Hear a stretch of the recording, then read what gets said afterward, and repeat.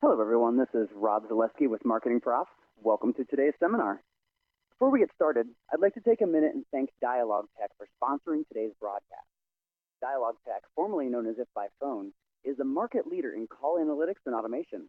Thanks to smartphones, consumers are calling businesses to engage in conversation at record rates throughout every stage of the customer journey. Dialog Tech provides marketing, sales, and support professionals with a single platform that enables transparency and control over every conversation, so companies can optimize lead generation, acquire new business faster, and increase customer loyalty. If you're on Twitter, be sure to add hashtag MobileClicksCalls to your seminar-related tweets during or after this broadcast. That's hashtag MobileClicksCalls. Okay, today's webcast is Optimizing Search, Social, and Display in a Mobile World, from Click to Call to Sale. And our presenters are Blair Symes and Brian Lee. Blair is a demand generation manager at Dialog Tech. He is an expert on cross-channel mobile marketing attribution and optimization. Over the past 17 years, he has published numerous articles, white papers, ebooks, and blog posts on a wide range of topics, including B2B marketing, marketing automation, and search marketing. Brian is a marketing research analyst at Marin Software. He joined Marin Software in late 2013 after working at Google and Braston. He has a passion for big data and finding curious insights in data that can help shape the future. Okay, Blair and Brian, please take it away. Thanks a lot, Rob, and welcome everybody. Thanks for joining us today on the webcast.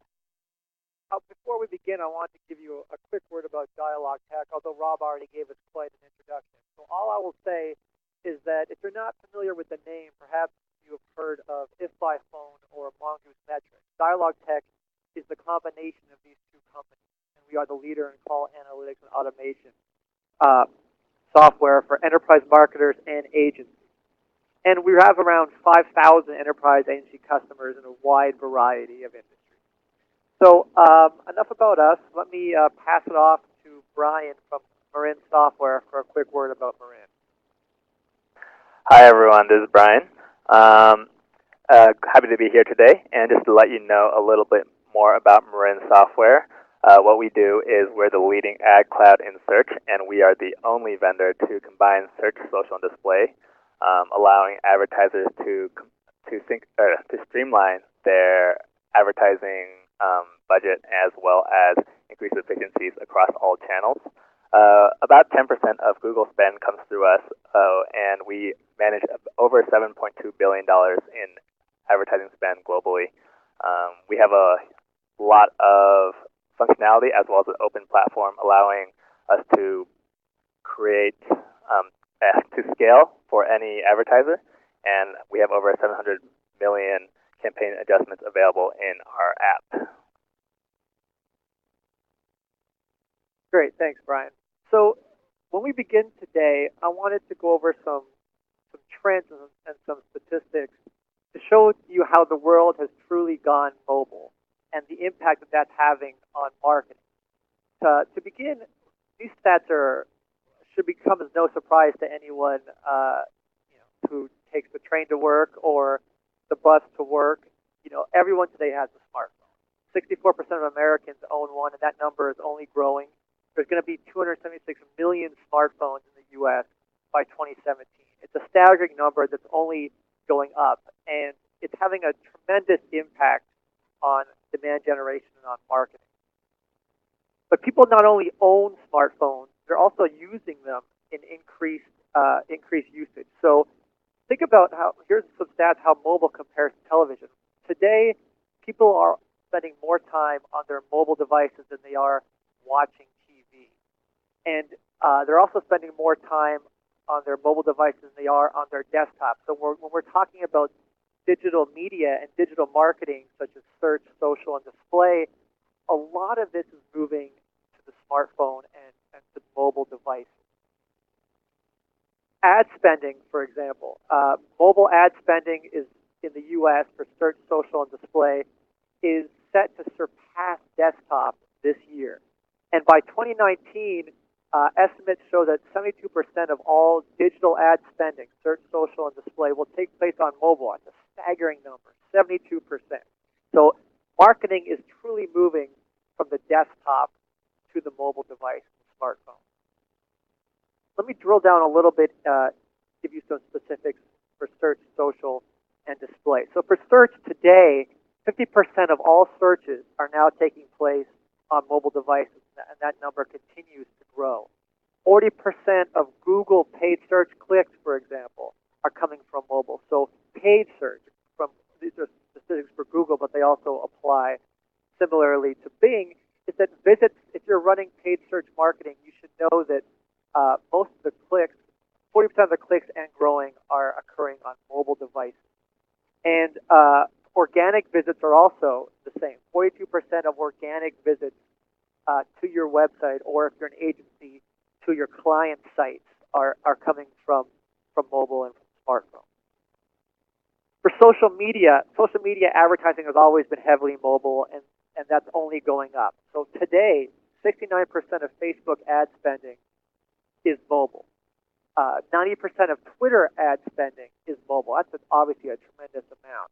And if you look at the spending itself and the rise in spending in the next 2 years projected, Facebook's mobile revenue is going to grow 50% to about $8 billion in the U.S. Twitter is going to double its ad revenue to nearly $2.5 billion. And even LinkedIn, which is a smaller segment of social media advertising, is still seeing a huge increase in mobile ad revenue. And display ads in general are also following the same path. You can see from the chart how mobile has now surpassed desktop in U.S. display ad spending. And that's only going to continue to increase. You can see that the amount, a staggering increase from slightly under $10 billion to over $25 billion in the next 3 years. It's an amazing growth rate for mobile in terms of display. So what that means to your marketing, in order for you to optimize your campaigns for mobile, I'm going to let Brian provide some tips. Thanks, Blair. The first thing we want to go into is cross-device retargeting. With mobile becoming such a huge factor for consumers and advertisers today, it becomes very, very important for us to be able to transfer user intent away from the mobile device towards desktop and offline. This is especially true because smartphones remain largely an upper funnel research channel, with consumers doing product research as well as browsing for deals or just general information about a business or service rather than converting. Desktops still remain the highest converting channel, and so it's important that when someone searches or clicks on an ad on a smartphone, we do not lose that intent. We do not lose that information when they later convert. So this way, this increases efficiency across channels, across devices. And what we've seen is, say during a sporting event, we've seen that auto advertisers who successfully cross-device retarget are able to leverage user intent and search information on smartphones to desktop conversions or offline visits of roughly, I believe, 33% higher conversion rate than auto advertisers who did not cross-device retarget. And what we also want to combine this with cross-channel retargeting. What this is basically using search intent to target on, say, social or display networks.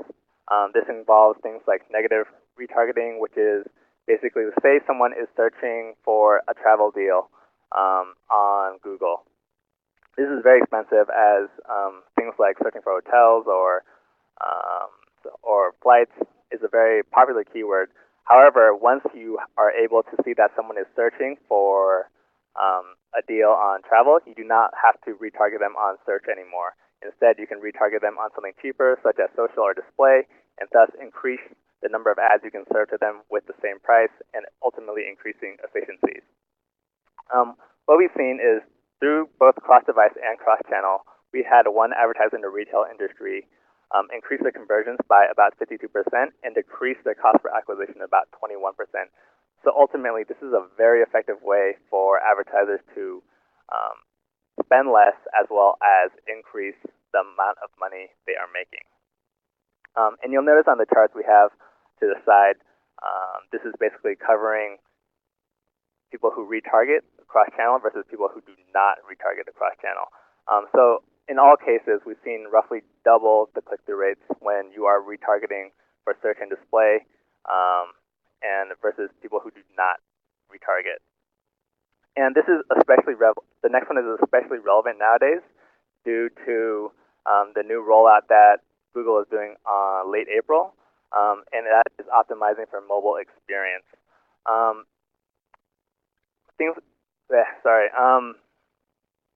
What this means is basically you want to make sure that your mobile experience is strong, and you want to make sure you have separate mobile landing pages, separate mobile ad types such as click to call, click for directions, or any other mobile specific ad types. For example, for display, size is a definite factor. Certain sizes are better for mobile versus other sizes for desktop, as well as for search. The top positions are definitely a lot more crucial for mobile search than for desktop search. Based on our research, we've seen that the top 3 positions are very, very significant for mobile, and after the 3rd position, we see significant drop-off in click-through rate and conversion rate. In addition, things like dynamic call insertion, 70% of mobile searchers use click-to-call, and 61% of these mobile searchers say that click-to-call is an important part of their conversion process, and that we see an average about 8% higher click-through rates when there are click-to-call buttons on the mobile landing page or the mobile ad. And another one is investing in mobile app advertising. As Blair mentioned earlier, the majority of smartphone activity is on a mobile app, and that means that if you have mobile app advertising, you have more eyes on your ads, and that way you see more click-through rate as well as more engagement. Roughly 280% higher click-through rate when you have mobile ads on in-app versus mobile web, and about 50% higher CPM as well. And studies have shown that there's higher brand recall as well as more reach than in the mobile web.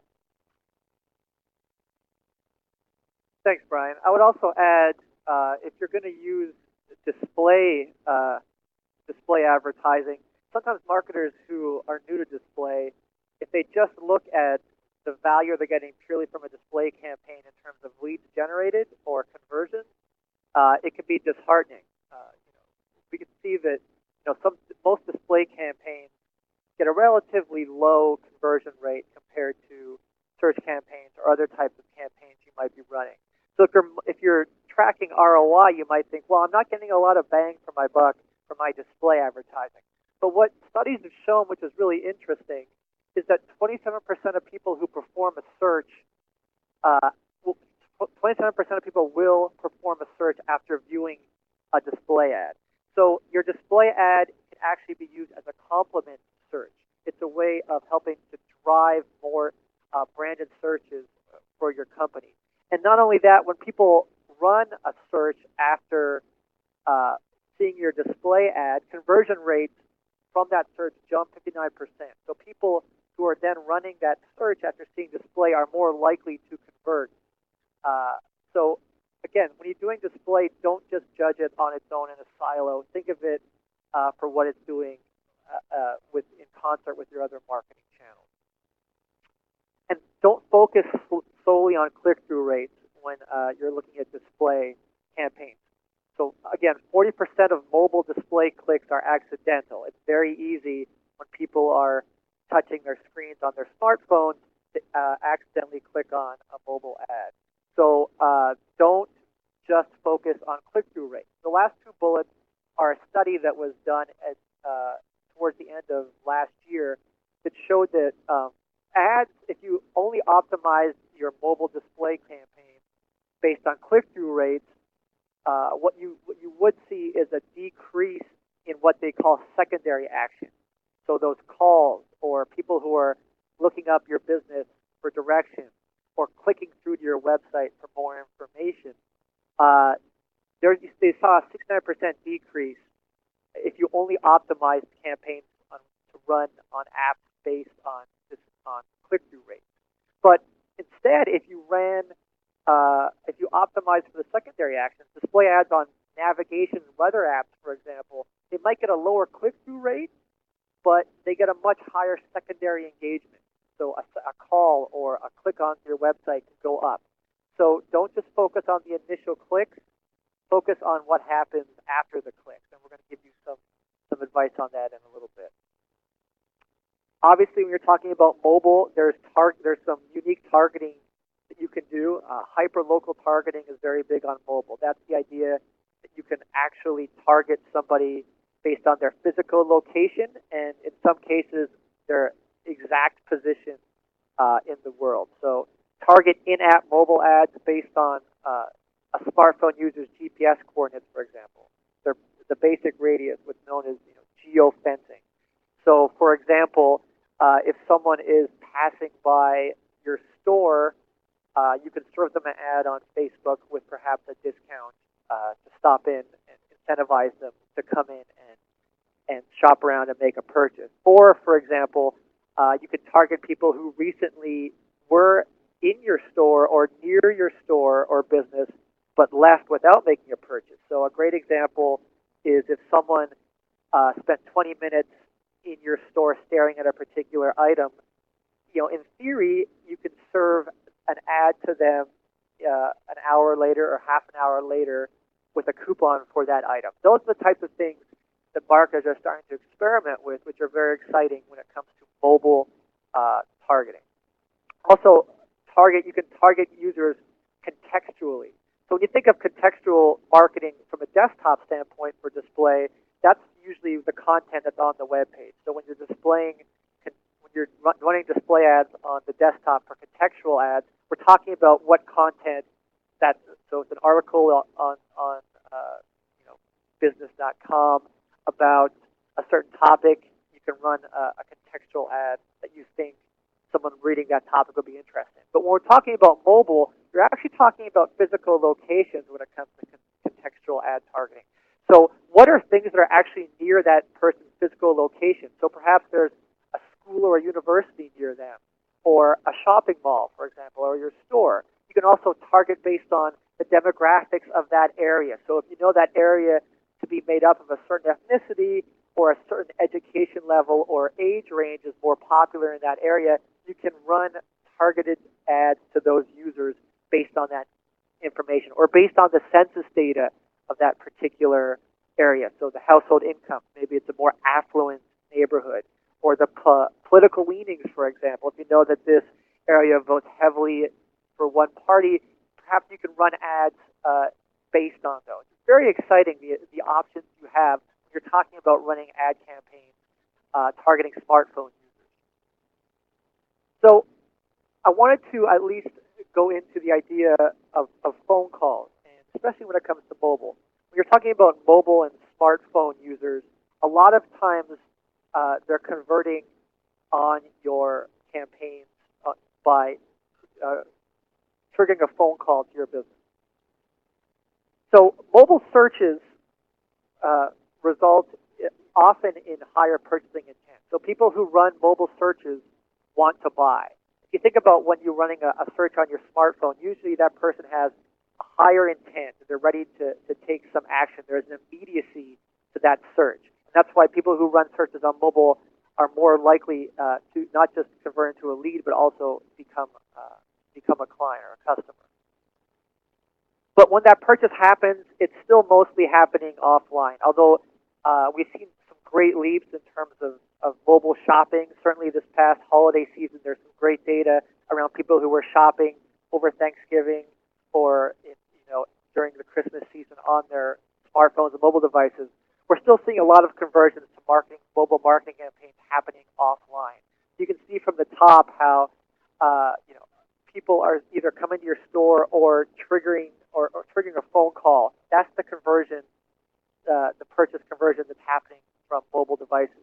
But what's interesting is the bottom part is that the immediacy of these searches. So mobile searches, 65% of the people will complete a purchase that day, and most of it happening offline. So there's an immediacy, and these people who are running searches on mobile and smartphones have high purchasing intent.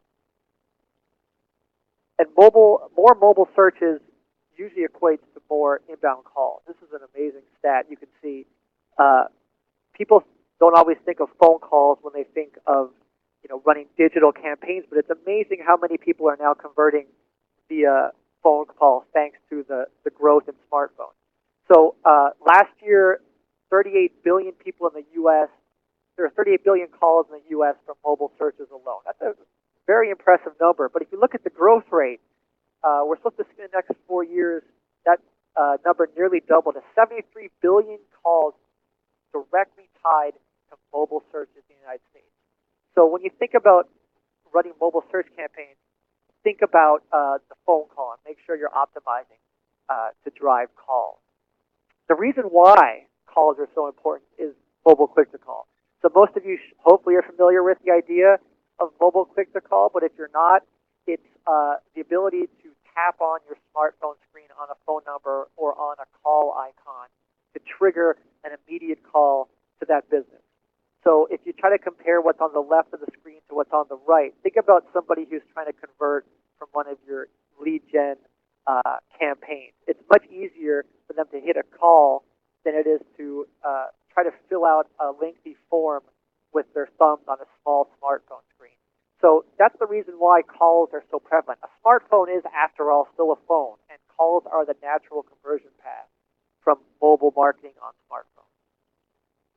And again, callers have high purchasing intent. This data, Brian touched on a bit of this data in his presentation. It's around people who want to click the call.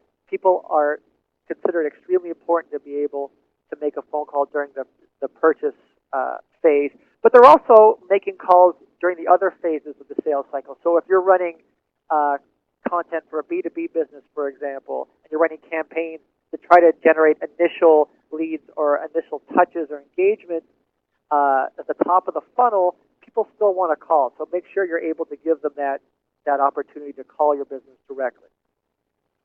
And more calls really is great news for marketing and salespeople. Stats show that 66% of sales managers rate phone leads as either excellent or good. These inbound calls are more popular with sales managers than any other lead type. So when you're trying to generate sales leads to sales to make them happy, calls are a great way to do it. Stats show that calls convert 10 times more often to revenue than web clicks do, and it makes sense. Someone who's calling your business is probably someone who's further along the sales process and ready to engage with your sales staff, as opposed to somebody who fills out a web form, for example, to either watch a webinar or download an ebook or some guide or some piece of content. And that's why U.S. businesses are spending roughly $68 billion a year on ads and campaigns just to drive phone calls. It's a great way to grow your sales, is to drive more calls to your business or your client's business if you're an agency. So how do you do that? We've touched on it a bit, but take advantage of call extensions. So if you're running search campaigns, be sure to include call extensions in your ads. And if you're not familiar with call extensions, you can see the examples from Bing on the left and Google on the right. And it's simply either a call button or a clickable phone number that's placed within your ad text that people can call. So instead of clicking on your ad and going to your landing page, your mobile landing page, they're triggering a call directly from the ad itself.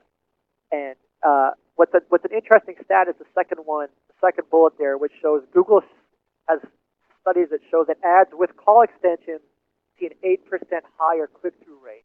So even if they're not calling you from the ad, they're still 8% more likely to click on your paid search ad if you include that call extension. So it's very important if you're targeting mobile, be sure to test call extensions in your campaign. And customize those campaigns for local search. What I mean by local search is a search someone runs on their smartphone that's meant for a business that's near them or in some local area. There are stats that show that up to 50% of all mobile searches have local intent. People are grabbing their smartphones when they're out or on the go, or even when they're at home or watching television, and they're running searches to find businesses, products, services in their area. And when they do that, of course, they're making phone calls. So be sure to include the call now call to action, or test the call to action of call now in your ad text for local ads. Be sure to include, obviously, the local terms like Chicago or whatever area you're targeting in the ad itself, or near me. Target those keywords as well. People usually search for car repair near me, or Greek restaurant near me, or financial service near me. Whatever it is you're selling, make sure that you include those options. Use call extensions, as I already explained, but also use location extensions. So you can see the idea of having a clickable link to directions directly to your store or your service or your retail location, so someone can see exactly how to visit you. And of course, be sure to, you can adjust your bids on Google and Bing based on different locations, different geographies. So if you think that you want to target a certain area, or you think a certain area of the country or a city is more likely to have to call you, make sure that you adjust your bids, of course, accordingly. Including phone numbers on your mobile web pages is critical. So you can see an example from a display ad, but really this covers any kind of mobile marketing. You're driving somebody to a landing page or your website. Be sure to include a prominent phone number that's clickable. You can see an example here. Make it easy for people to call you, because they want to be able to trigger a call. Statistics show that people are less likely to use a brand or refer a brand to a customer or a friend if there's no phone number to call. It's a trust mark that people want to be able to see, and it's also an easy way for them to contact you if they have questions about what it is they're shopping for. It's critical. If you're using Twitter or any social media, Twitter has them now, and Facebook is looking to adopt call buttons. So click the call buttons. You can see two examples there from Twitter, the click the call button. One is for Mountain Dew and one is for Nespresso, and there's case studies on Twitter's site. You can read about the results these got, which were great. But what we're seeing, the Mountain Dew campaign generated 3,500 phone calls from this promoted tweet, and the Nespresso one, it showed that people who responded to their offer, their promoted tweet offer with the call now, were 5 times more likely to actually buy than people who just converted from a regular tweet. So, test the call button in social media. See if it works for you. Test different offers you can use to encourage people to call. It's a great way to generate business. And then if you're actually providing a checkout process, either in your app or on your website, your mobile site, test different checkout options. So you can see Dillard's on the left compared to GNC on the right. Dillard's is a much more stripped down checkout process with no distraction. On the right, GNC has their nav bar still there. At the very bottom, you can see they've got all their social media links. They've got offers for cards. They've got all kinds of things going on. So you want to see if the Dillard's process, or the simple process on the left, is able to reduce shopping cart abandonment, which is a big problem still on mobile, than the checkout process on the right. But what they both do correctly is they have those phone numbers at the top. So if you need help, there's a clickable phone number, either an actual number on the Dillard's case or a phone icon at the top on GNC. GNC also has the number on the bottom. You have to give somebody an option if they get confused, or they have a question or whatever it is, to call somebody immediately and get help in order to finalize their process, their checkout process. Now, we've talked a little bit about phone calls. If you're generating these calls from your different mobile campaigns, whether it's search or social or display or email, whatever kind of campaign you're generating, you want to be able to attribute those calls back to that campaign in order to prove your ROI, not just so you can prove the value of the marketing you're doing either to your CMO, your CEO, or to your clients if you're an agency, but you want to be able to optimize your campaigns based on what's working and what's not, and you can't do that effectively if you can't tell what's generating calls. So how do you do that? You can use call attribution software in order to help. This can enable you to track calls back to any marketing channel, from search, either paid search or organic search, SEO, or display social media on mobile or on desktop, any kind of even offline campaigns like TV, radio, direct mail, content. You can track any phone call back to your business or to your client's business back to that specific source in order to understand what's working and what's not. And here's how it works from the mobile side. So at the top, you can see someone runs the search on Google, Yahoo, or Bing, and visits your mobile page. You can see the phone number that's displayed at the top. Compare that to a second searcher who runs a different search and comes. They see this a slightly different phone number. What they're both seeing are trackable phone numbers that if someone makes a call from that site, it ties that phone call back to the specific source that drove it. So in this case, it would be the exact keyword search, the search engine, the ad and landing page, or page on the website that drove the call. So as a marketer, you're able to understand exactly what it is that's driving phone calls, and then you can optimize based on that. It also works for click-to-call ads. So we talked about the importance of call extension search. If someone's triggering your call, you can still track that call. If they're calling directly from one of your paid search ads, you can still track that call back to the ad. You can tie it to the person who's calling, where they're calling from, when they're calling, what marketing source they're calling from. You can get credit for that call, but also optimize for what's working and what's not. Again, you can run reports very easily to see exactly which campaigns are driving calls and what's not, and optimize based on that. This is one thing that I love as someone who's big into SEO and organic search. You can also see the path somebody took on your website before and after they made a phone call. So you can run reports to show these are the most popular pages someone is coming to first before progressing through your site and making a phone call. You can also run reports to show this is the page that finally converts somebody. So from an SEO standpoint, this is golden information. You can know exactly which are the pages that are generating visits and which are the pages, if they're different, that are generating conversions. And then you can see what's working and what's not. And again, optimize to do better. But you can not just see the marketing source of the call. You can also track information on call duration, times of day, all this other valuable metadata you can use to optimize, especially for example, paid search. If you're seeing calls are coming in more on a certain day or a certain time, that's great information to know. Perhaps you want to be able to up your bid during those times to generate those calls. If those are the times, perhaps people are shopping for you on their lunch breaks. You want to be able to make sure your ad is front and center when they're running searches for your services during your lunch breaks or on the weekends or whatever it is. Know which ones are driving, which are driving calls, and also see how long those calls take. A longer call is often a sign of a quality call, of call duration. So be sure to look at how long those calls are taking, not just optimize on the phone call, but on the quality call, which is very important. And know where those those calls are calling from. You can see all of the calls that are coming in for different campaigns, where in the country they're calling from. So for local search, obviously this is invaluable.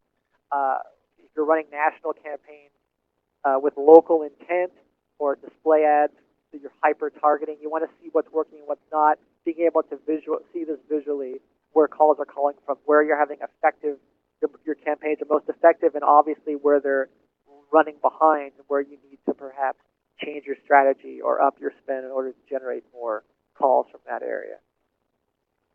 Integrating your call data with other marketing solutions is also very important. So many of us use Google Analytics or Universal Analytics, for example. You can pass that call data directly into that platform in order to compare calls with web downloads and web traffic. So you can have a comprehensive 360 view of all your campaign activity and your mobile site activity, your desktop site activity, all on one screen. If you don't have this call data, it's a very critical blind spot, especially in today's smartphone world where people are more likely to trigger a call. And very important if you're using bid management software like Marin Software, Brian's company, a great product. If you're using that, be sure to include your call data in Marin, so you're able to optimize your keyword bidding across search engines, for example. Make sure that you're able to you can include call data, so you know that this particular keyword is generating calls. You should be able to use that as a metric, as a data point, in order to automatically optimize your bids to the keywords that are working and stop spending on the ones that aren't. And lastly, tracking calls through your sales funnel. Many of you use CRM tools like Salesforce or Sugar CRM or Microsoft Dynamics CRM. Be sure to include your call data within your CRM in order to track calls through the sales funnel to revenue. So obviously, generating a ton of calls is great, but as marketers, it's not as impressive if none of those calls are turning into opportunities, appointments, or revenue, depending on what it is you're selling. So being able to tie that call data in CRM and follow the process, not only follow the process through the sales funnel and then track it back so you can run reports on, I know that my search campaigns generated X amount of leads and Y amount of revenue, or my display campaign, or whatever type of marketing channel you're running, you can actually do ROI reports, including call data within that. So you have comprehensive ones to really fully understand how your marketing is impacting either your business or your customer's business. Now, the last section I'm going to go over is something that marketers don't often think about, and that's the idea that not all calls need to be treated the same way. You can actually treat calls differently, and you probably want to optimize their value and help convert them more to a sale. So the first point is that although I've been talking a lot about the value of calls, we all know that not every single phone call you generate from your marketing is going to be a sales call or a high-quality lead. There are still a lot of calls that are coming in from people who are either solicitors or they're calling the company about a career or some other question. It's perhaps an accidental call. Whatever it is, it's a support call. It's not a sales call. So you don't necessarily want to pass those calls directly to a sales agent or your client sales agent if they're not there's no sales intent. So what you can do is set up a simple or a complex IVR depending on your business model. An IVR is an automated phone auto attendant that can ask questions you decide best qualify somebody to be a sales lead. So it could be as simple as press 1 to talk to sales and then press 2 to talk to support or something else in order for somebody to show that they have sales intent. Or if you're perhaps a mortgage company or you're in financial services or whatever your business model, if you want to qualify somebody up front with more elaborate questions, you can do that. You can ask them these automated questions before they're passed to sales. And if they don't qualify, you can send them to some other person in your company or to a voicemail box or to another IVR to help them. Or you can pass the ones that are qualified directly to sales. It's a great way to help filter out the non-sales calls and only pass the good ones on to your sales agents, your call center, your local dealerships, whatever your business model. And lastly, routing the calls. This is something that is very exciting. It's the idea that you can route calls differently based on a wide variety of factors. So calls from your marketing or from your mobile site or your desktop site don't just have to go directly into your call center or one number. You can automatically change how that call is routed based on different factors like the caller's location. So if someone's running a local search in downtown Chicago on their smartphone, even though they're visiting from Dallas and they have a Dallas area code, you can still route that call automatically to the closest store in downtown Chicago. It's very exciting, the options you can do. Or you can route differently based on the keywords. So if someone searches for your business and has the keyword careers or jobs in there, you can route that call automatically to your HR staff and not bother sales. Or you can route calls differently based on the web page if you that people search, if that's valuable to your business. You can route calls differently based on the time of day. So calls in the morning can go to one source, calls in the afternoon can go to a different source if that makes sense to you. Or you can even route based on sales agents' performance. So if you have agents who do a better job closing, you can send a higher volume of calls their way to help convert more callers to sales. It really depends on what it is you want to do, but it's very easy to set up, and it's a great way to convert more callers to sales. So I'm going to finish up with a quick case study of a customer of ours who is implementing some of these tactics and the results they got. So we have an agency, a marketing agency called BitCadet that was working with a client, and they were hired to drive more leads and revenue using Google paid search and email blast. So first and foremost, they integrated the results from their campaign directly into Google Analytics, including the call component. So they're able to track calls from their paid search ads, their email, the website, directly tie those back to the source that generated it, and then include that data in Google Analytics so they could help understand what's working and what's not, and actually generate reports to show to their client on a weekly basis the impact that they're having on the business. Secondarily, they set up a really interesting call filtering and routing solution where they sent people from calling from their campaigns directly to an IVR where they were asked to press 1 to speak to a salesperson. That's just a simple way of, again, qualifying them, filtering out the non-sales calls. That first option was press 1, talk to sales. If that call came in during the morning or the AM hours, it was automatically sent to the sales agents on the East Coast. And what happened was when the call came in, it would ring that every sales agent's mobile phone at the same time. And the first person that answered the call got the call. If the call came in on the West Coast, same thing, in the afternoon or late evening, the call would go to the West Coast agents automatically because the East Coast agents were no longer working. So the call would go to the West Coast agents.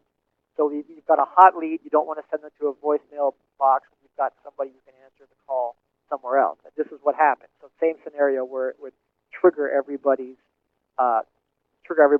mobile phones at once, and the first person who answered got the call.